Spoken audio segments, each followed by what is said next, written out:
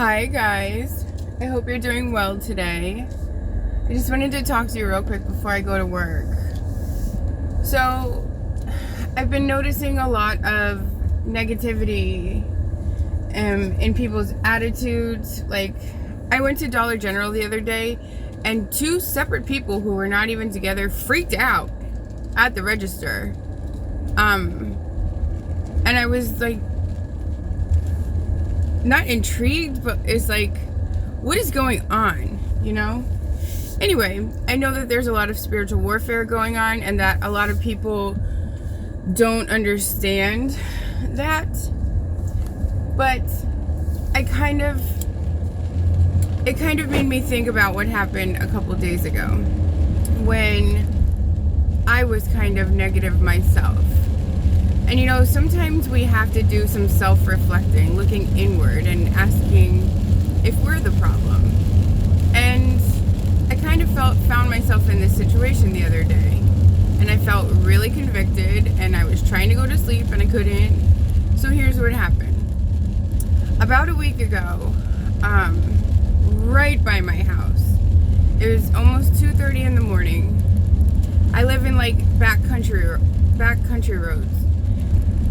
These two cars came flying down the street. They must not have known the area because they didn't stop at the stop sign, crossed like what do you call it? And they were going this way. There was a street going this way.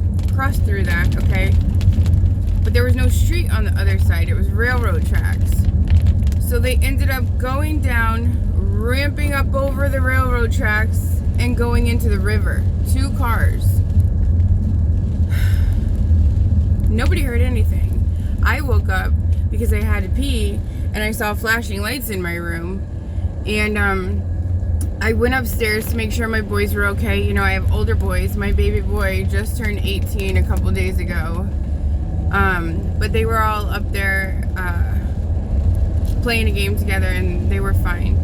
So I went out to ask the cop who was parked in front of my house what was going on, but there was no one in the car. Anyway, later found out there was a guy and a girl driving in each vehicle. So I don't know the story. I don't know what was going on. But I know that the guy driving the one vehicle had like an outstanding warrant for like a DUI or something. Okay, these are like kids. Like, I have two kids older than how old these kids were. And so what happened was the guy woke up underwater. The river's not that deep, first of all, let me just say that. But he woke up underwater nonetheless because the cars were flipped upside down.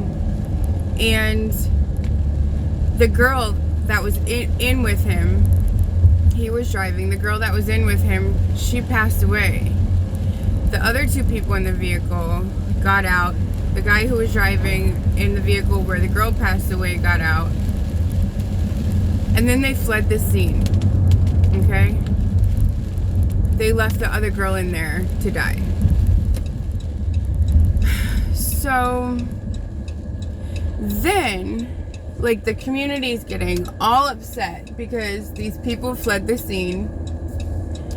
And so we're like working up our tensions together. Okay, this happened right by my house. I was so upset because all of us in my family are like night owls. You know, we're second shifters. Well, my oldest is a third shifter. So we're up at night. Sometimes we're outside at night. And my husband and I go kayaking at night. We just walk the boats right over to the river, exactly where they were. We throw them in and take off with our headlamps and go night kayaking. So I was really upset because, like, for selfish reasons, I was upset with, you know, the girl who died. But I was upset because my kids could have been killed because they were racing down the street. My husband and I could have been killed, you know, because we have pulled our kayaks in around that time. And it's the exact same spot. Like, where they crash is where we pull in. So Anyway, I was upset. My tensions were rising. Then the guy who was driving the car, who's on the run, puts out a video of himself rapping. And it was basically a confession. Like, I'm sorry, Paige. Like, it happened so fast. And I woke up in water and I was scared. And I tried to get you out. And my heart is broken and blah, blah, blah. I was so angry. I was so angry when I saw that. I'm like, are you for real right now? I left a comment. I left a mean comment. I think I'm going the wrong way. Give me one sec. So I left a mean comment and I'm like, your heart is not broken. If it was, you'd be dead like her. And I said, God will judge you. And like, I just went off the rails because I had built up so much anger at this time. And I posted my comment, and then I told my husband about it, and then he saw the rap, and then he offered me a different perspective, and it really made me check myself. So he said, while what he did was wrong, obviously, he feels like in the rap he was telling his truth. And he continued on to say, you know, like, he said that he was scared. And imagine a 20-year-old kid flying down a road. Next thing you know, you're in the air. Next thing you know, you're waking up in water upside down. I mean, let's just put aside the fact that the three of them together shouldn't have left her there. That's clear, okay? But we have to, like, sometimes put ourselves in the other person's shoes. He got knocked unconscious. He woke up in water. It was dark. He was scared. He knew at that point he was going to jail for a very long time.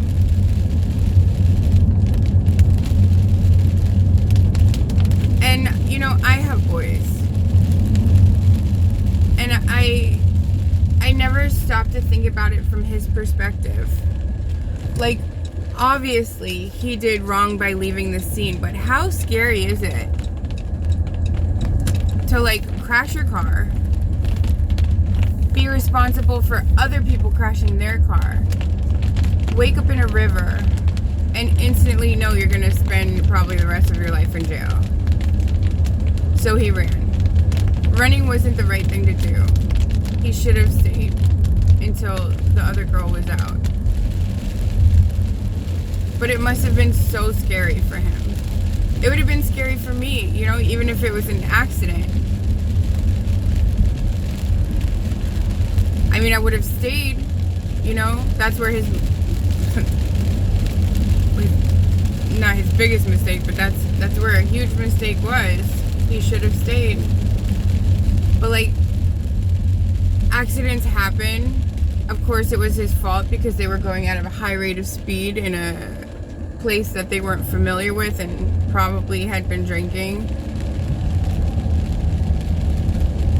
But, like, I've been in situations before, and I'm just so thankful that it didn't turn out bad, like, worse. Like, I didn't hurt anybody because I could have. And I could have went to jail. And it's just so scary. But anyway, so, I mean, my husband explained it so beautifully, like, and he was just talking, like, I think, but when he speaks, it's so beautiful. Like, it's, like, well thought out, and he always offers a different perspective. And it really put me in check. You know, don't be so quick to judge. Like, obviously, yeah, he did something wrong and he has to be held accountable, but we still need to be able to see each other as human beings and have compassion for each other and empathy. And I think that's a lot of what the world is lacking right now. You know, putting ourselves in the other person's shoes. We're just so quick to pass judgment. I ended up erasing my comments because it wasn't my place to comment. And I actually would go visit the boy in jail and try to minister to him. But anyway, I hope this makes sense to y'all. It's hard to it's hard to focus and talk while I'm driving, and I wasn't familiar with where I was going. But the moral of the story is the world needs more people with compassion and empathy these days. And some of the most troubled people, what they really need is Jesus. And our jobs are to share Jesus with the world right now, because time is running out. So when we see these stories, maybe we need to be not so quick to judge and more quick to pray for each other. When we see people having a hard time or having an attitude or going through these things, you know, we just need to pray for each other, because they're going through something. They're definitely going through some sort of spiritual warfare, and they might not even know about it.